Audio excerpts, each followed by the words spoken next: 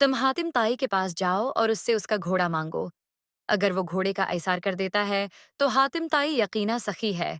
ख्वाजा शमसुद्दीन, अजीमी प्यारे बच्चों। यमन में एक कबीला आबाद था जिसका सरदार हातिम ताई था और उसकी सखावत से दुनिया का हर शख्स वाकिफ था। आज हम आपको हातिम ताई की सखावत का एक किस्सा बताते हैं। कहते हैं कि रूम के बादशाह के दरबार में एक दिन हातिम ताई की सखावत का तज़किरा हुआ। एक शख्स ने बताया कि हातिम ताई के पास अमदा नस्ल का एक घोड़ा है। खूबसूरत इतना है कि जो भी देखता है उसकी तारीफ किए बगैर नहीं रहता। हातिम ताई की तारीफ सुनकर बादशाह ने कहा, जब तक किसी आदमी को आजमाया ना जाए, इस वक्त तक उसके बारे में कोई राय कायम करना अक्ल के खिलाफ है। बादशाह ने वजीर से कहा कि तुम जाओ और हातिम ताई की सखावत के बारे में हमें मालूमात फराहम करो और इससे कोई ऐसी चीज तलब करो जो इसके लिए सबसे ज्यादा अजीज और सबसे ज्यादा कीमती हो। आप उससे उसका तेज रफ्तार घोड़ा तलब करें। बादशाह को दरबारी की ये बात पसंद आई। उसने वजीर से कहा कि तुम हातिम ताई के पास जाओ और उससे उसका घोड़ा मांगो। अगर वो घोड़े का ईसार कर देता है तो हातिम ताई यकीना सखी है। वजीर और बादशाह के दरबारी सफर तय करते हुए रात के वक्त हातिम ताई के घर पहुंचे। जिस वक्त ये लोग वहां पहुंचे, मूसलाधार बारिश हो रही थी। घप इंधेरे में बादलों की गर्ज चमक माहौल को खौफनाक बना रही थी।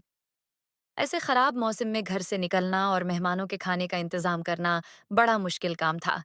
लेकिन हातिम ताई ने मेज़बानी का हक अदा किया और मेहमानों की तवाज़ो और आराम व आसाइश का पूरा पूरा इंतजाम किया। दस्तरख्वान पर लजीज बना हुआ गोशत खाकर मेहमान खुश हो गए और सफ़र की थकान उतारने के लिए आराम से गहरी नींद सो गए। सुबह के वक्त बारिश थिम चुकी थी और फजा साफ हो गई थी। दरख्त ढले हुए और ठंडी हुआ चल रही थी।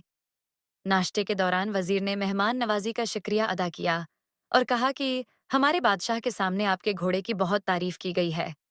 बादशाह चाहता है कि आप अपना घोड़ा इन्हें की खिदमत में नजर कर दें।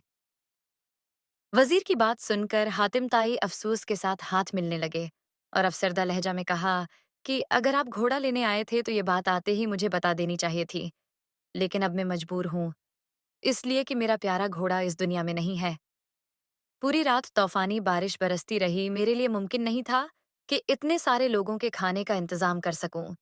ये भी मुमकिन न था कि गांव से ज़ियाफत के लिए कोई जानवर मंगवा सकता। लिहाजा मैंने घोड़े को ही ज़ब्ह कर दिया और उसका भुना हुआ गोशत दस्तरख्वान की जीनत बन गया। वजीर हातिम ताई की ये बात सुनकर हैरान रह गया। बादशाह को जब ये सारा वाकया सुनाया गया तो बादशाह ने भी हातिम ताई की सखावत की तारीफ की।